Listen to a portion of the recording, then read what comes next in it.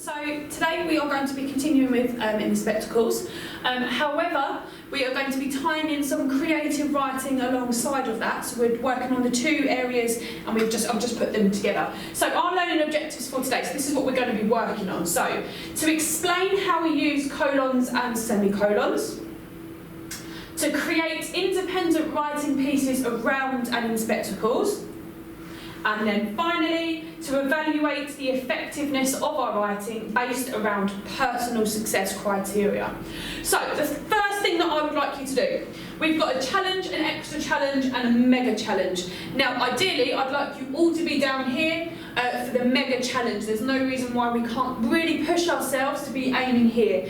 However, if you want to kind of take it in the centre or at the beginning first of all and work your way up, that's completely fine. So what I would like you to do is, as you can see here, there is different types of punctuation in each challenge. So if we take a look at this challenge here, it says, use the following punctuation marks in a paragraph about the play. So all you simply have to do is to write me a paragraph about and in spectacles, anything at all. What do you know about it, certain characters, the themes, anything at all about what you know about and in spectacles, but using the types of punctuation that I've put there for you. So you can see that they change the further you get up to that mega challenge, okay? So obviously here, the punctuation's a little bit more tricky, but give it a go. Have a go at doing it, okay? So just simply a paragraph for me about and in spectacles using these types of punctuation depending on what challenge that you go for. So that's your first task. So we're just going to have a quick flick through and just remind ourselves about semicolons and colons. What do they mean? How do we use them? Etc. So I've attached a YouTube clip here for you that I'd like you to have a watch through. Now it is very cheesy. I am going to throw it out there, but it does get very good, and it is very, very helpful to kind of refresh your mind and make sure that we fully understand what semicolons and colons are and how we use them. So we've got some more challenges down here. So your first challenge, and I want you to do all of these please, I would like you to write down the rules for using colons and semicolons. Okay, so just the rules. When can I use them, when can't I use them? Your extra challenge is revisit your paragraph from the start of the lesson. So that paragraph that we've just looked at, where you just had to write a paragraph about in spectacles using different types of punctuation. So I want you to revisit that paragraph that you've just completed and rewrite the sentences to include colons and semicolons. So from watching this clip, you're now going to go back to your paragraph that you've just written, you're going to rewrite it, and now you're going to add in those colons and semicolons within your writing. And then your mega challenge, I would like you to evaluate the impact of these pieces of punctuation could have on a piece of descriptive writing, particularly colons. So what impact can these pieces of punctuation have on writing? Okay, and that's your mega challenge there. Once you have done that, we're then just going to have a quick brief overview. So what is and how do we use a semicolon? So semicolons can be used to separate very long items in a list. So I've given you an example here. Okay, so just have a read through of these examples here. And then on this side, I've put these semicolons is one of the most special types of punctuation you can use. A semicolon links together two clauses on a similar subject. Here's an example, and then again I've given you some examples here from and in spectacles. Okay, so this is just kind of a refresh. This is what the semicolon does. If you need to flick back to this just to refresh yourself, have a look at some of the examples, it's there for you to use. Okay, how to use colons. Again, I've given you some examples here. So lots of people get colons and semicolons mixed up. It is easy to get them mixed up. You'll often see adults using semicolons to start lists. Okay, this is wrong.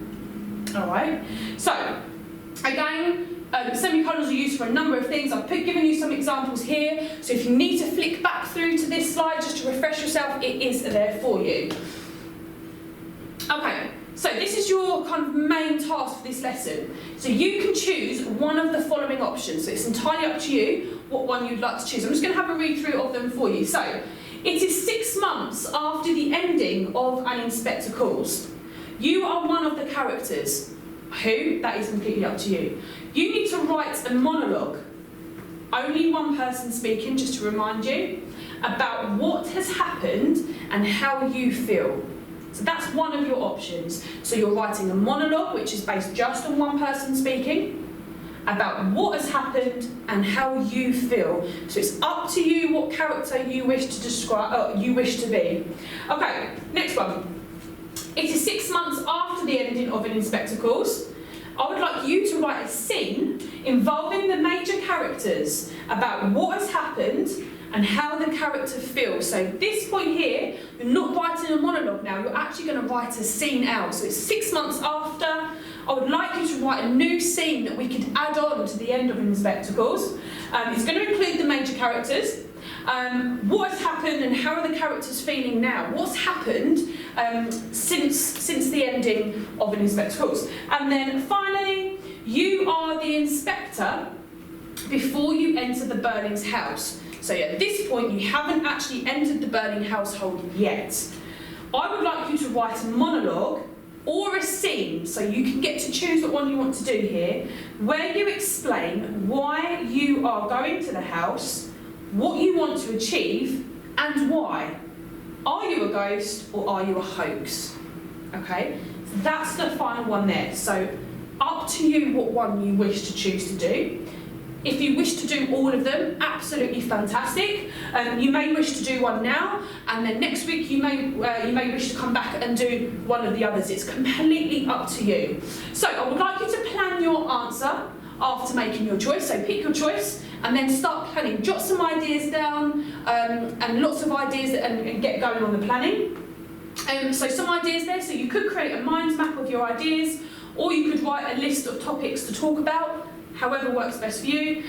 Put them in a logical order. So as we always know, when we're writing, we've always got to keep track and track through nice and neatly there. So please do that as well with this. It will just help you as we go through. Okay, and then we've got a success criteria. Okay, so this one here, depends on what one you go for. I have colour coordinated them. Your success criteria matches each one, whatever one you decide to go for. So please make sure you read through that success criteria. Tick it off once you've done it, so you know it's completed. And then on this side here, I have given you some sentence starters that you could use if you wish to use them. Please don't feel like you have to use them, but they are there. If you get a little bit stuck and you need some ideas, there is some sentence starters for you here. And then once you've done, give yourself a self-assessment. Okay, so use your success criteria. So go back to that success criteria, have a read through your work. Have I done this? Have I done that? Or maybe you haven't done one thing and it could be something that you go back and make sure that you then add in. Okay, so praise yourself. What did you do well? What did you think that you did well? Can you find an improvement? Is there something there that you think, right, I need to improve on that, and maybe you can go back and redo that? And then lastly, now, what will you do now to improve your work? Okay, and I've given you an example up here of a self-assessment there, if you need it. Okay, and then once you've done that, lastly, one word. Sum up your learning today in one sentence, then reduce it down to one word. What is your one word and why? Okay? If you need any help with any of the work today, please just drop me an email and I'll be more than happy to help you, and then send me over your work when it is completed. All right, thank you.